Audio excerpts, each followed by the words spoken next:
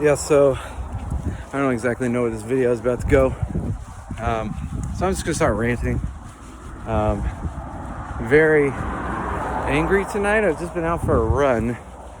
And there's a lot of stuff going on in the United States that have pissed me off, and I guess was kind of the motivation for me to go out and run tonight. I want to talk a little bit about privilege. I'm out here running by myself.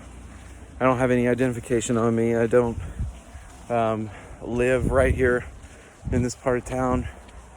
I could be anybody, but no one has stopped me or asked me what I was doing.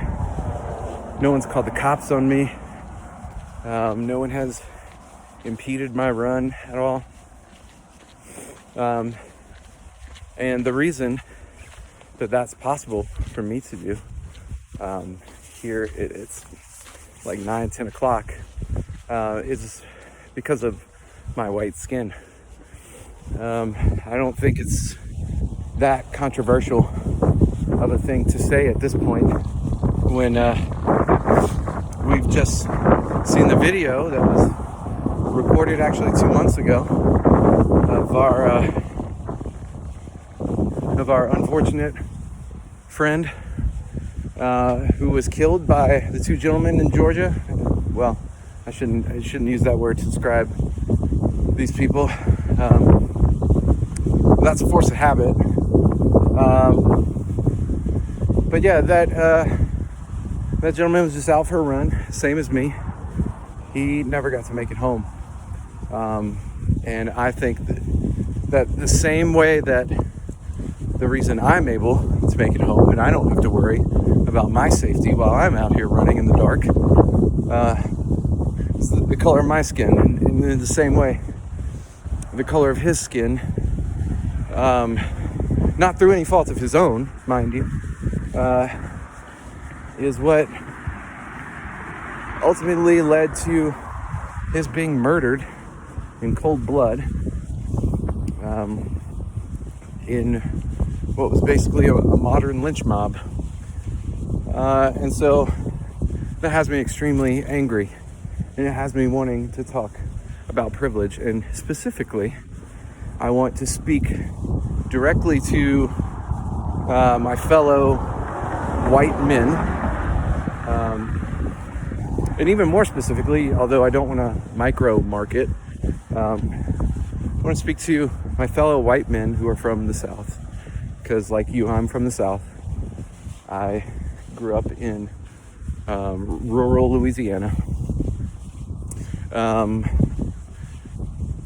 But I want to talk directly to you tonight because I have been listening to our black friends and neighbors, and I've been listening to our Mexican, Guatemalan, Nicaraguan, Honduran friends and neighbors, all of our Latino, Latina friends and neighbors.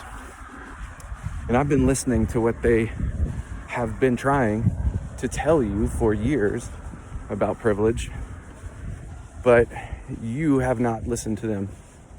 And I'm a firm believer in the idea that the members of those communities, those who have the mental and emotional desire and patience to want to explain these things to us, I'm a believer that it's their voices that should be amplified. And I have tried to do that. I'm a big believer in amplifying the voices of the people who come from those communities and who daily live those struggles.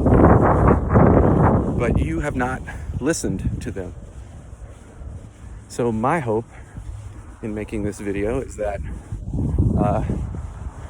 when the message comes from someone more like you, someone with a more similar background, that you will listen to me where you haven't listened before, and you will understand that privilege is real. It is documented. Sociological studies have demonstrated implicit bias in our policing, in the way that capitalist enterprises interact with minorities and things like that. That people of color are treated vastly differently than you or I, based on the chance of birth of the color of our skin. And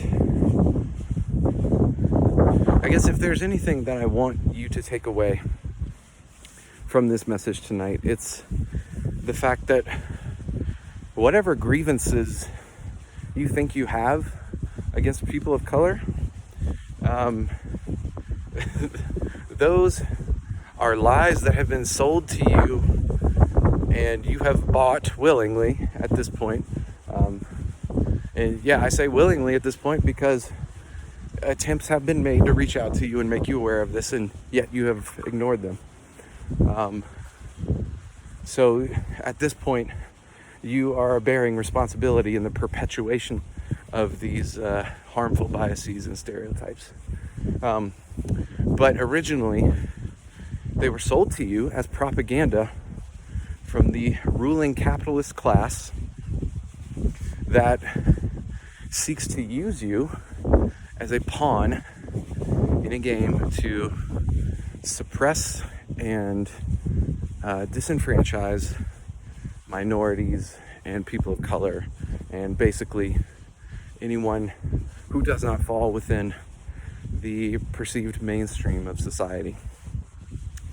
And the reason they have done this is it's simple and it is basic and it's disgusting when you think about it, but it's to make more money, because they know that the second that you, as a white male of the working class, realize that your grievance is not with our black brothers and sisters or with our Hispanic brothers and sisters, but with the capitalist elite. Once you realize that, and once you use your privilege to organize alongside our black and Hispanic and LGBTQ brothers and sisters and non-binary siblings, the capitalist class knows that as soon as that happens, their way of life will come to an end. Because when we, the people, the working class, join together and organize, our power is vastly superior to that of the moneyed interests and the rich folks who sit in their goddamn ivory towers and look down on you like you're some dumbass cracker or like you're some redneck. And they talk to you like you don't know any better, like you're stupid. And they talk to you like they're better than you because they were born into a rich family with blue blood, owning land in God knows where. And that's how they talk about you when they're behind closed doors. That's what they think of you. And yet you're willingly bending the knee to them and giving them everything they want by dividing the working class and preventing our friends and our brothers and sisters from joining together with you to take what's ours, to take the produce of everything that your hands have worked to make, alongside those of your African American and Hispanic and Asian brothers and sisters. That is why they do this. That is why they sell you these lies. And that is why they tell you that your issue is with your black neighbor and not the man in the ivory tower. So I want you to think about that. And I want you to understand where I'm coming from. I'm coming from the same place you come from. And if you're ready to give up all of the gross biases that you have been holding on to because you're too scared of what a future where all of us can actually join together and take what's ours will look like,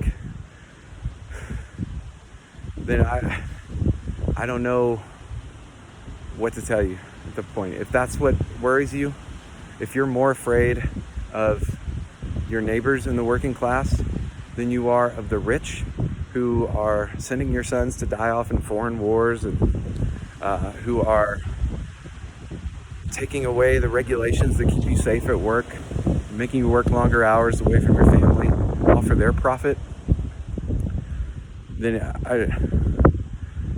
you're just a slave to capital at that point. And I hope you realize it soon, because we could use you in the fight. And I think you are meant for more than wasting your life in the pursuit of someone else's capital. So I don't know. Give up the ghost on it, man. Like, join with us.